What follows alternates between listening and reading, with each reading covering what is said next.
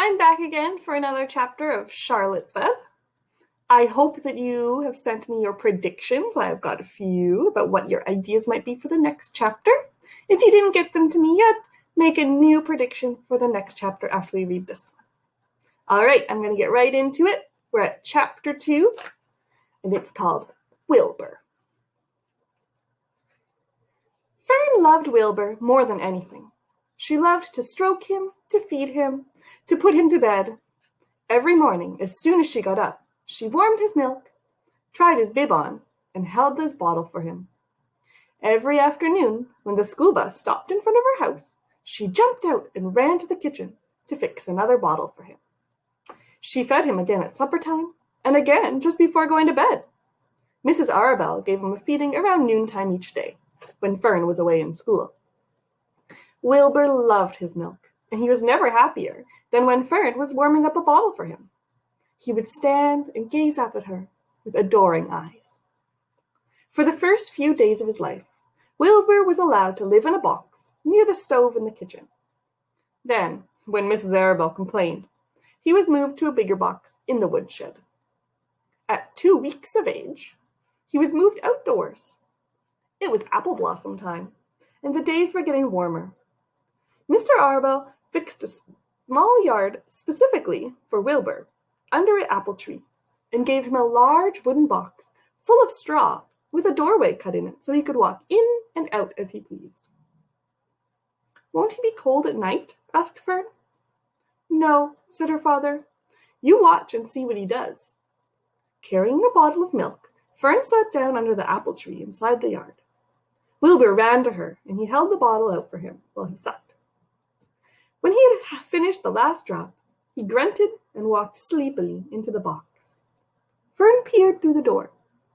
Wilbur was poking the straw with his snout. In a short time, he had dug a tunnel in the straw. He crawled into the tunnel and disappeared from sight, completely covered with straw. Fern was enchanted. It relieved her mind to know that her baby would sleep covered up and would stay warm. Every morning after breakfast, Wilbur walked out to the road with Fern and waited with her till her bus came.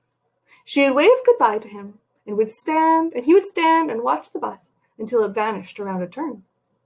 While Fern was in school, Wilbur was shut up inside his yard. But as soon as she got home in the afternoon, she would take him out and he would follow her around the place. If she went into the house, Wilbur went too. If she went upstairs, Wilbur would wait at the bottom step until she came down again. If she took her doll for a walk in the doll carrier, Wilbur followed along. Sometimes on these journeys, Wilbur would get tired, and Fern would pick him up and put him in the carrier alongside the doll. He liked this. And if he was very tired, he would close his eyes and go to sleep under the doll's blanket. He looked cute when his eyes were closed, because his lashes were so long. The doll would close her eyes too, and Fern would wheel the carriage very slowly and smoothly so as not to wake her babies. One warm afternoon, Fern and Avery put on bathing suits and went down to the river for a swim. Wilbur tagged along at Fern's heels. When she waded into the brook, Wilbur waded in after her. He found the water quite cold, too cold for his liking.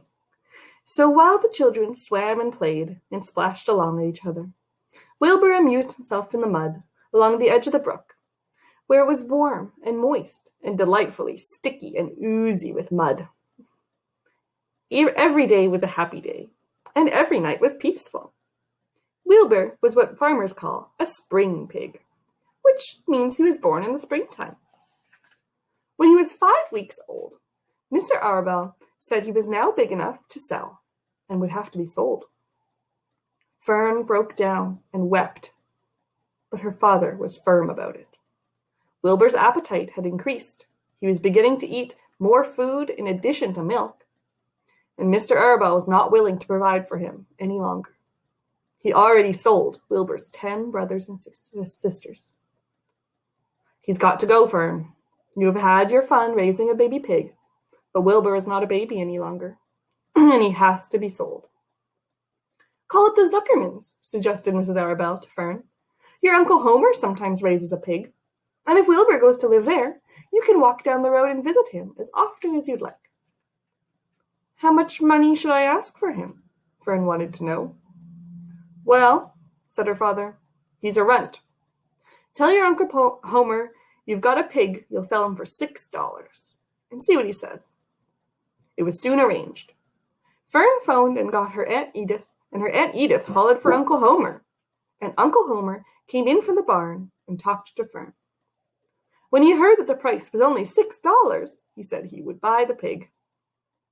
Next day, Wilbur was taken from his home under the apple tree and went to live in a manure pile in the cellar of the Zuckerman's barn. That's the end of chapter 2. I'm going to put my bookmark in, save it for next time, and I'm going to remind you of your jobs. Your 2 writing jobs for your predictions are, first, if you wrote a prediction after the first chapter, was your prediction correct? So did you guess that they were going to sell Wilbur? Probably not. And that's okay, because a prediction is often wrong, but I think your predictions will get better and better as we go, because you'll have more and more information about the book. So your first predictions are probably going to be wrong, and that's okay. I wouldn't have guessed they were going to sell Wilbur. I thought maybe Fern would bring Wilbur to school. After that, I'd like you to write a prediction for the next chapter. So what do you think is going to happen in chapter 3? Do you think that Wilbur's going to be happy in his new home? Do you think Wilbur's going to be unhappy in his home because he's away from Fern? Do you think he's going to meet anyone there? Do you think we'll hear more from Fern or more from Wilbur? You make your prediction for the next chapter. Send it to me. Remember, if you've seen it already or read it already and you know what's going to happen, don't put your predictions somewhere where someone can read them, because we know you're going to be right and it will spoil the book.